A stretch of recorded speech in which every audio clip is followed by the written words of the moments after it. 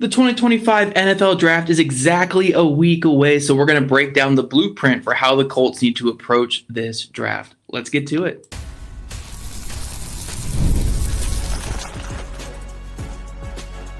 You are Locked On Colts, your daily Indianapolis Colts podcast. Part of the Locked On Podcast Network, your team every day. Thank you all for tuning in and making us your first listen of the day. This is your daily podcast covering your Indianapolis Colts, part of the Locked On Podcast Network, your team every day. Today's episode is brought to you by Gametime. Download the Gametime app, create an account, and use code LOCKEDONNFL for $20 off of your first purchase. Hello, everyone. My name is Zach Hicks, your resident film nerd and draft nerd of HorseshoeHuddle.com. And I'm joined, as always, by Jake Arthur, our credentialed trucks on the ground right there for the site, giving you guys a big old kiss there over his microphone. Today, we are going to be breaking down how the Colts need to approach this draft. I mean, we've talked about the names to death at this point, but let's talk about kind of the positions that the Colts are going to be looking at per day. So day 1, day 2, day 3, the positions they need to look at, how they need to approach each round, and ultimately how they need to go about getting the best talent that they can in this draft. So let's start with day 1, Jake. And I think, look, position value be darned here. It's tough to say that the Colts need to take a tight end in round 1, but I think this kind of plays into just kind of how safe the top 3 tight end prospects are, and also just how big a need it is for the Colts and how big the fall off is at the position after those top 3 guys. So this isn't really necessarily about, like, maybe it's too much for need, I guess, drafting too much for need by saying tight end needs to be their focus on day 1.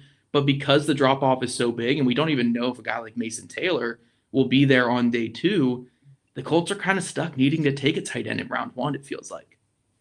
Yeah, I mean, the good thing is this, I don't want to say this is a weak draft, but obviously, like, it does have fewer true first round grades and blue chip players than normal in it. And that's like across the board. Like, a lot of NFL people think that.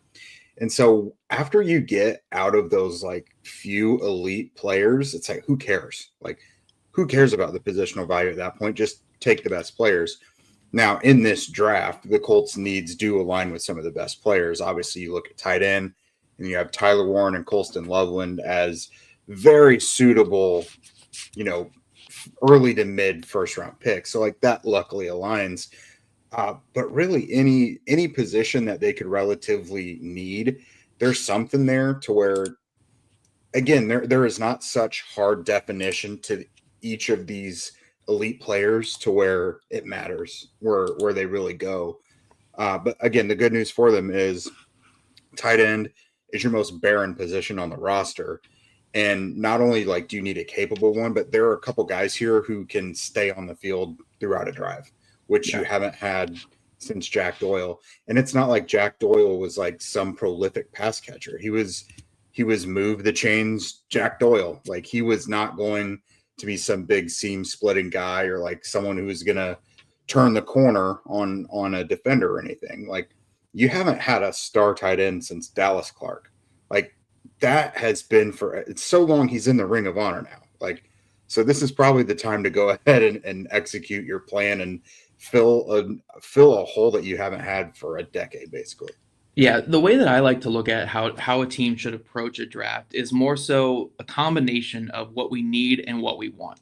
So what we want at the end of the day is always the best player available, but sometimes, best player available, if you're on the same tier of another player that's at a position of need, you might favor that position of need a little bit more because that player is going to get more playing time. So tight end's kind of this like perfect amalgamation of like, we do need it, like, really bad. And also there's at least 2 players that we value at that spot in a weaker first round draft class.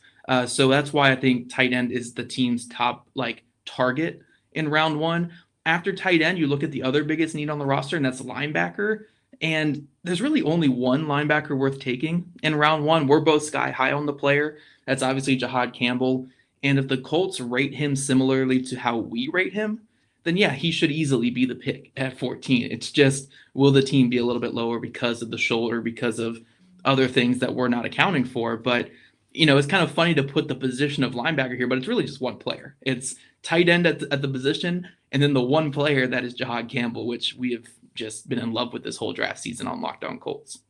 Yeah, and I think I'm more willing to talk about Jalen Walker than most Colts affiliated people, but it's a little far-fetched because I don't think he's leaving the top 10. Right. And although Jahad Campbell and Jalen Walker are both technically off-ball linebackers, Campbell very much fits what they need more. Like Walker is leans more towards an edge rusher who can do some off-ball stuff, whereas Campbell does have a pass rushing background. Like he came to Alabama as that, but wound up becoming an off-ball linebacker and then does all the duties necessary for that. He moves out really well in space, coverage against the run. He can rush the passer like Walker can. So that's kind of the reason Campbell gets talked about way more. And again, especially with the labrum injury, way more likely that he's there at 14. So yeah, I think he's also like a perfect complement to what you're looking for because Zaire Franklin, there's zero question there. Like maybe you add some competition, but like whatever other really good linebacker you bring in is not going to bump Zaire off. He's going to be the complement to him. So I think that they would work really well in tandem because I think some of Campbell's strengths match up really well with some of the plays that Zaire leaves on the field. So I think together they make a really, really, really good linebacker group. But yeah, I think it's not the same as tight end because you kind of have to go all the way back near 35 to 40 to get the next good, like really good linebacker, and that's Carson Schwarzenegger. Yeah, and I think after those first two positions, or just those top 3 or 4 players there that we're talking about, so say we're in a scenario come next Thursday where Tyler Warren and Colston Loveland are both off the board, and either Campbell's off the board or the Colts are scared of that shoulder injury that's going to keep him out for most of September, then I think we do need to look at the positional value after that. And that is the offensive line, the defensive line, because you can never stop adding when it comes to the trenches. You want to keep throwing bodies in the trenches. Odds are when you draft, offensive linemen or defensive linemen in round 1, they have a better chance, like a much better chance than most positions at becoming successful players. If you look at like the top starting offensive tackles in football, for instance, outside of Ryman and Mailata, pretty much all of them are first round picks. So these are the positions that you typically will spend a first round pick on. They're like not like tight end and linebacker are not positional values that you're looking for in round 1. O-line, D-line, those really are. So if we do live in a world where, again, Campbell's off the board, Loveland and Warren are off the board, then I think we're looking at the guys like Membo, they might take over everyone else we just mentioned because Armand Membo is awesome. Kelvin Banks, Tyler Booker, Kenneth Grant, Donovan Ezeraku, like these are kind of the names in the trenches we could see the Colts pivot to. Maybe they look to trade back if anybody wants to come up in this draft. I don't think anybody does. But I do think, again, tight end and linebacker, especially tight end, they're looking at in round 1. But if that's off the board, we got to expect Chris Ballard to go to the trenches because he always goes to the trenches with his early picks. He loves the trenches. So it wouldn't shock me even if he took, one of these O-line or D-line guys over one of the tight ends even. Like, yes, I'd be shocked. I guess I would be shocked. But knowing how much he loves the trenches, we can't rule it out with him. It could be certainly like the surprise pick. No, for sure. And just like you mentioned, the positional value there is as good as gold because we actually see offensive and defensive linemen get taken first overall. You wouldn't see it with a tight end or an off-ball linebacker. So no, the interesting thing is going to be guys who maybe we thought wouldn't be there who might be like, and then vice versa, really. So things I've been kind of hearing a little more lately is like Armand Membo, who is kind of considered a top 10 lock.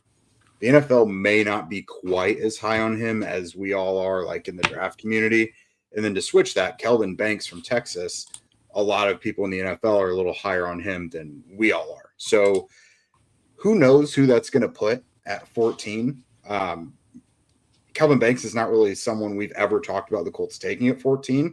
Maybe they feel differently. Maybe Membo is available. But then when you look at like defensive linemen as well, there's really no slippage you're talking about here. These are all guys who are like truly valued around that 14th spot or even a little less. Like Walter Nolan, I think would be really good for them. Kenneth Grant as well. Ezeraku, as you mentioned, he kind of has Colts written all over him. He's very much a Chris Ballard type of edge, but he actually has college production, which is rare for them. Even Michael Williams is kind of polarizing as well. You don't really know what's going to happen there. So O-line, D-line, that's the fail-safe. You can always go to that, and it is never a bad pick. But guys, we're going to talk about day 2 here in a moment. You know, there could be some positions they didn't get to address in round 1 that are still there in day 2, but maybe introduce a couple other options to you.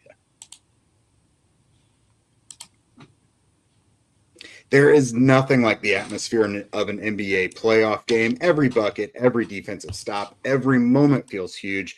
It's electric in the arena, and with Gametime, you can be part of it without the stress of last-minute ticket hunting. Gametime makes it super fast, super easy to get playoff tickets, even when demand is sky high. Prices on the app actually decrease as tip-off gets closer, and their last-minute deals can save you up to 60%. I used to go to a lot of Pacers playoff games back during the blue color gold swagger, whatever it was, back during that era against LeBron James and the Heat. And I wish I had Gametime back then, but I actually do have that option right now. Their last minute deals means, again, you can save up to 60% off of buying last minute tickets for sports, concerts, comedy, theater, whatever. The all-in pricing also means that no surprise fees at checkout. What you see is what you get. There's no big shockers there at the end. So take the guesswork out of buying tickets with Gametime. Download the Gametime app, create an account, and use code LOCKEDONNFL for $20 off of your first purchase. Terms apply. Again, create an account and redeem code LOCKEDONNFL for $20 off. Download Gametime today. Last minute tickets, lowest price guaranteed. All right, Zach. So obviously, you can only pick one position in the first round unless the Colts are going to somehow load up in the first round, which seems unlikely. So when you're looking at tight end and linebacker here, they kind of have more options. I mean, not just on round 3, but honestly, they're at 45, or if they want to move up a little bit. So at tight end, Mason Taylor is very interesting because it's like, do they have to move up, or will he be there at 45? There's a lot of buzz about him lately. But that's someone they could certainly trade back in round 1 to get, or move up in round 2. Elijah Arroyo from Miami, probably another guy that is going to go in round 2 as well. And then when you look at linebacker, Carson Schlesinger and Demetrius Knight are probably those are your 2 top linebackers. So those 4 can kind of help you make up for whatever you missed out on in round 1. Yeah, I'll actually throw a little change up with this where, like, let's say we expect the Colts to take a tight end in round 1. So let's pencil in a Loveland or a Warren at pick 14. I think as of right now, it's pretty safe to guess that with this team. Yeah. I don't know if linebacker is where they're going to really go on day 2. Like, don't get me wrong. If Schlesinger's there at 45, Lou Anarumo might run in that pick. He might run across, wherever he can, all the way to Green Bay to put that pick in. And maybe like in round 3, we could see them go after like a Mondin or a Knight type player. But I don't know if we see a linebacker pick on day 2, just because, look, Chris Ballard's a trenches guy. He's a trenches guy. And his trenches right now, I'm not saying they're bad. It's just there's a lot up in the air when it comes to the trenches. When it comes to defensive tackle rotation behind the 2 starters, when it comes to what is this edge room going to look like after this season, where Laiatu Latu is the only guy under contract after this upcoming season. We look at the offensive line at right guard. They didn't seem too excited to put Gonsalves at right guard. They seemed like they wanted to keep him at right tackle, which means there is no right guard on this roster that's playable right now. So I do think we see a heavy dosage of trenches on day 2, especially if tight end is the round 1 pick. Now, if they bypass tight end in round 1 and take a Jahad Campbell, then yes, I think we're looking at maybe moving up for Mason Taylor, maybe taking a Terrence Ferguson, maybe, a Rondé Gadsden on day 2 as well. So yeah, I think we could see tight end in there, but I do think if they go tight end early, we're going to see a pretty good run on like O-line and D-line for this team on day 2. So, I mean, you have a ton of names here. Miles Frazier is one that I've heard a lot with the Colts. Wyatt Milam makes a ton of sense for the Colts. If they want to go tackle, Ariante Irsary makes a ton of sense. Tate Ratledge is certainly a Chris Ballard guy with that mullet there. We love the mullet. Emory Jones, Marcus Bowe, we talked about them. And then on the D-line too, Nick Scorton is very much their type of project player. Joshua Farmer, I've heard the NFL is very, very high on him. He might go in the 30s. Braden Swinson, the productive pass rusher out of LSU. So there's a lot of day 2 talent when it comes to the trenches. in this draft. And if they go tight end early, I'm not going to lock this in because we're a week away. I got to save my crazy hot takes for next week, but I'd probably pencil in defensive line as the favorite to be the second round pick, in my opinion, just because they need more talent. They need more rookie contracts on that defensive line. And I think that there's going to be a lot of guys there. I mean, heck, you have so many players. Let's see, Tyleek Williams, TJ Sanders, Alfred Collins, Jordan Birch, Ty Hamilton, Landon Jackson, Ashton Gillette. I don't think you even have them on there. Like, there's just a lot of guys that fit kind of what they're looking for on the D-line, and they just need to continue adding to the D-line. So I know we had the high pick last year with Laiatu Latu, but they still need even more on that defensive line. So I think at 45, I'd be looking at D-line, and then with their second pick in the third round of day 2, I think O-line is where it really goes to after that. No, for sure. I mean, it would be malpractice for any GM to ever think that they had enough on the O-line or the D-line. And considering not long ago, I said that I think there's a good chance they double up on both lines. Makes a lot of sense for round 2 to be where that gets started. The only question is, they'll let the board dictate it to them, but like, where do they see the value there? On the defensive line, Nick Scorton, like you mentioned, very interesting. Very different player at Texas A&M than he was at Purdue. Purdue was kind of a slimmer edge rusher type, and then they wanted him to bulk up with the Aggies. So You saw 2 different players there, and honestly, the Colts may want him to be more so the Purdue version. So a guy who maybe extreme changes to his body, like may take a year or 2 to like really get acclimated. But I think Landon Jackson is another one that makes like all the sense in the world for them. Height, weight, speed, lengthy, athletic edge rusher type for them. Yeah, lots of room still to grow as well. So he makes sense. The interior as well. Again, I did like the Neville Gallimore move, but you just need more. They have not had a suitable third defensive tackle in forever, and Buckner and Grover Stewart are both about to enter their age 31 season. So Father Time is undefeated. So you're going to have more there on the interior. Ty Hamilton's a guy I really like from Ohio State. I think he's got a lot of that energy that they're looking for.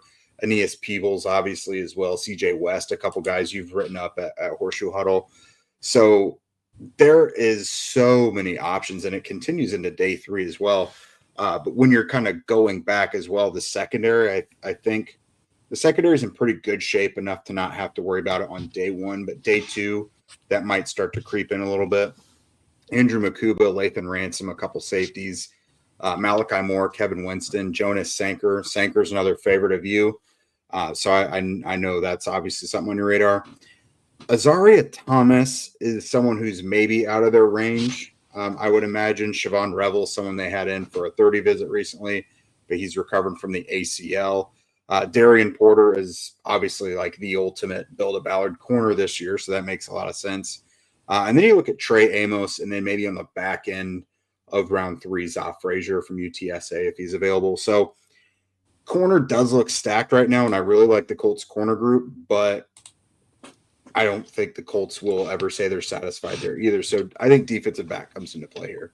Yeah, I wouldn't rule out defensive back on day 2 or running back for that matter. I just think it's going to be so trench heavy. Like, there's just too much talent in the trenches on day 2 of this draft. And they could try and trade and get more picks there too. We know Chris Ballard. That second round pick is probably not going to be made at pick 45. He'll be sitting there at 45. He'll be like, hey, I like Swinson. I like Ashton Gillette. I like Landon Jackson.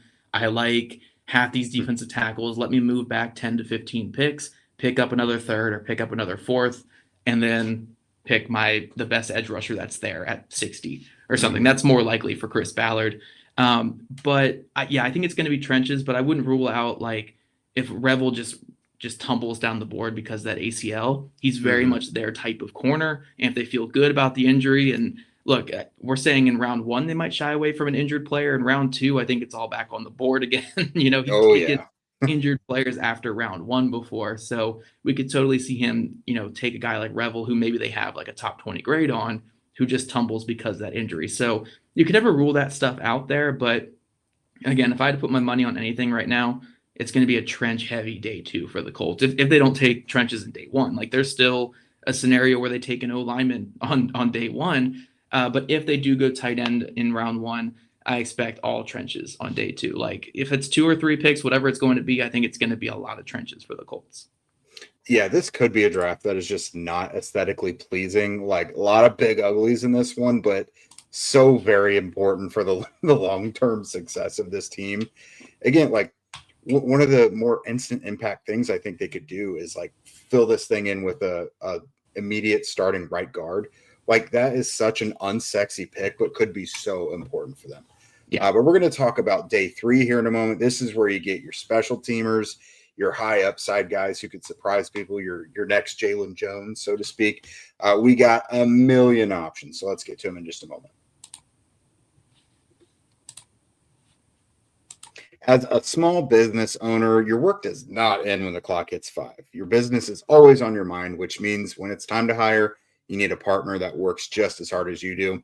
And that's where LinkedIn Jobs comes in. When you clock out, LinkedIn clocks in. LinkedIn makes it easy to post your jobs for free, share it with your network, and get qualified candidates all in one place. LinkedIn's new feature can help you write job descriptions and then quickly get your job in front of the right people with deep candidate insights. And here's a pro tip. Add the hashtag hiring frame to your profile picture to double your reach to qualified candidates. It's no wonder that 72% of small businesses say that LinkedIn helps them find high quality hires. So post your job for free at linkedin.com/lockedonnfl.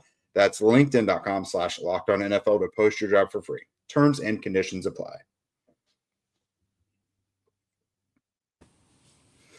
All right, the world becomes the Colts' oyster on day 3. It's pretty much open season on everything except for kickers and punters, I would say. Like whatever position they want to add here, go ahead and do it. Now, Zach, let's go ahead and get the positions we really don't care that they address out of the way first. I would say quarterback and receiver are ones we don't care about. So let's just take quick time on that. I would say we don't care. But the Colts are taking a quarterback. I don't think they're going to take a wide receiver on day 3 this year. But I'd be shocked if they don't take a quarterback. There are a lot of quarterbacks that fit what they want out of a third quarterback that to develop behind the 2 guys that are competing for the job. So like Riley Leonard, Dylan Gabriel, Curtis Rourke kind of fits. Brady Cook kind of fits. Will Howard if he's there. Like there's a lot of their type of guys that'll be there at quarterback on day 3. Cam Miller. From North Dakota State as well. Like say his name. Yeah, they're going to take a quarterback on day 3. Hopefully round 6 or 7, but it could be as early as round 4 or 5, God, which we'll see.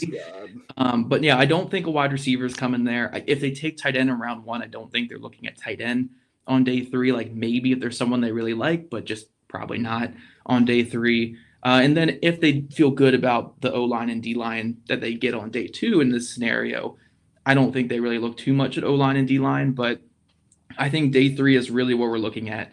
Linebacker, corner, safety, again, quarterback, and probably running back as well. Like those are the positions they're probably really looking at.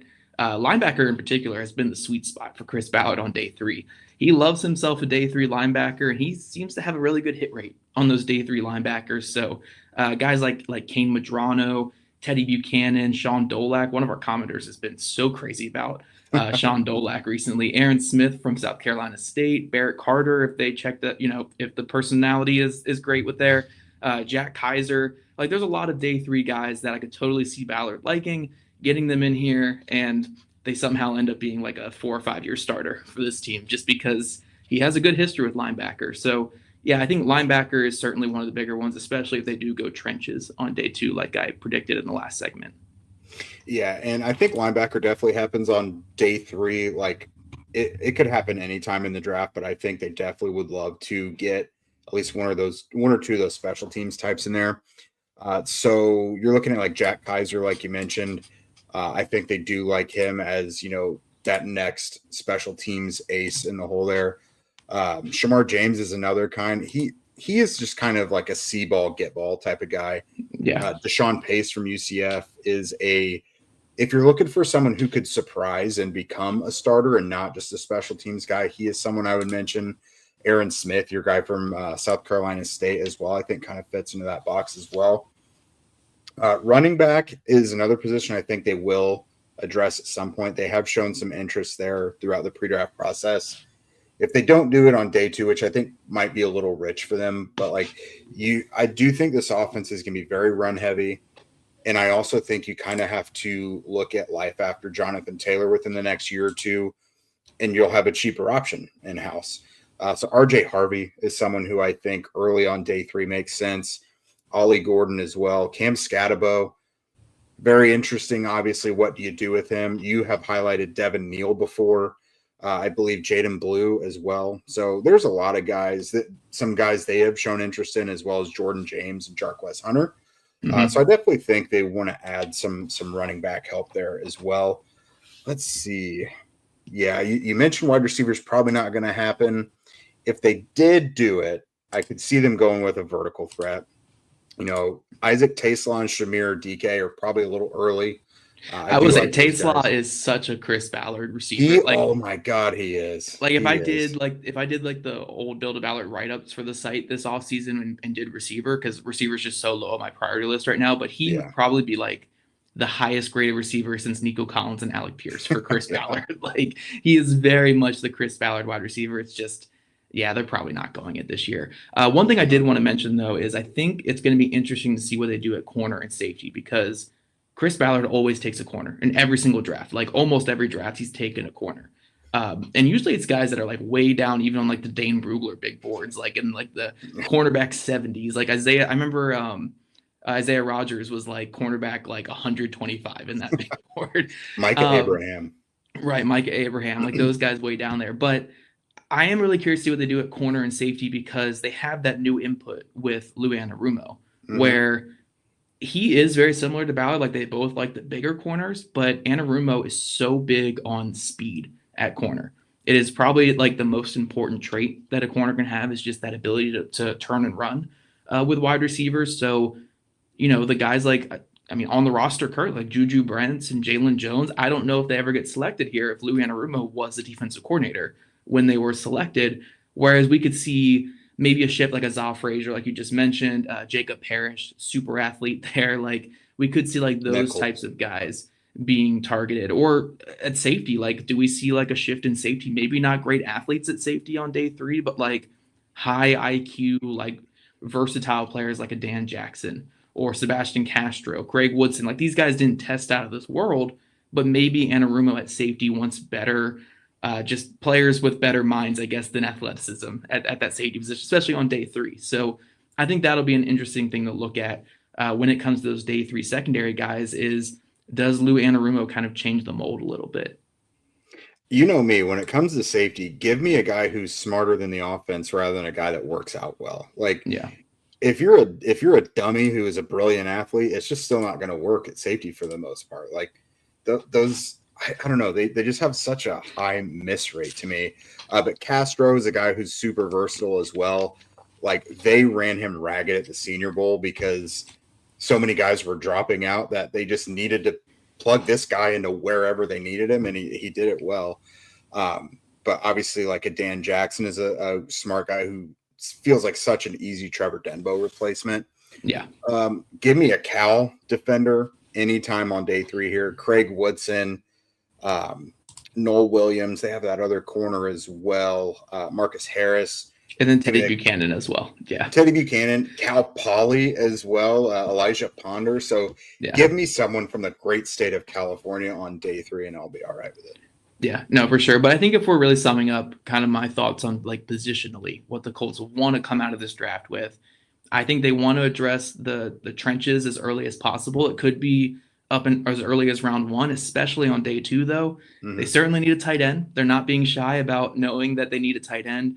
So I certainly think that's their biggest target in round 1. And then if it's not taken in round 1, we'll see that on day 2. And then I think when we get to day 3, we're looking at those skill positions. We're looking at corner, safety, linebacker. I think linebacker is a good round 4 option for this team. And then quarterback will be somewhere there on day 3 as well. But yeah, I expect, again, an unsexy draft outside of maybe like the tight end at the top of the board, but a lot of trenches on day 2, which will be fun for me. I don't know how fun it'll be for like the fantasy football people watching or anything, but I love me a good defensive lineman and offensive lineman. Hopefully they can fill a role and be pretty good.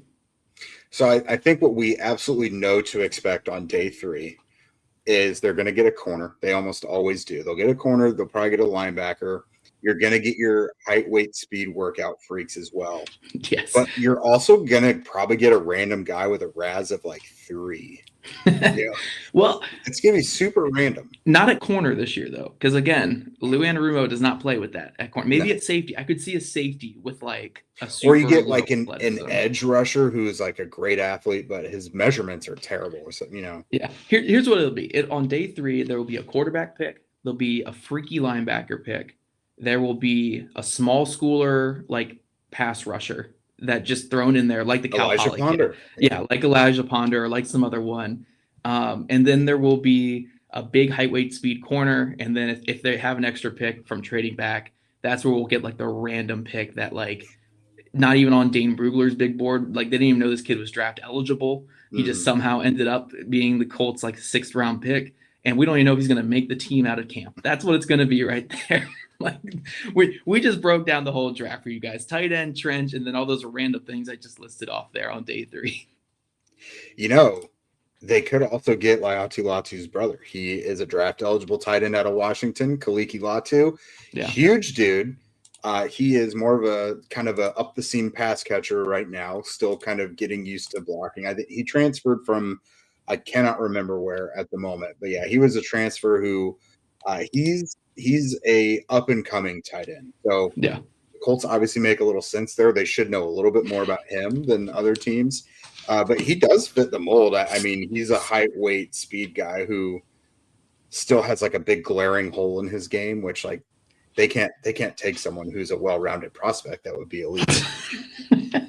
Yes. Okay, give me your favorite like day, like kind of random day 3 person you really want to see them come away with. I kind of like Dean Clark from Fresno State, the safety. Reminds me of a lot of what I liked from Daniel Scott when the Colts took Daniel Scott. Unfortunately, we've just never been able to see Daniel Scott with the Colts because of the injuries. But I think that can be like their second chance at Daniel Scott and Dean Clark. So I do like a Dean Clark a good bit. That's a random one I think that they could certainly like there. But we are running out of time on this show, guys. I want to thank you guys for making Locked On Colts your first listen today and every day. Now for your second listen, check out Locked On NFL Draft with Damian Parson and Keith Sanchez. Find Locked On NFL Draft on YouTube wherever you listen to your podcast.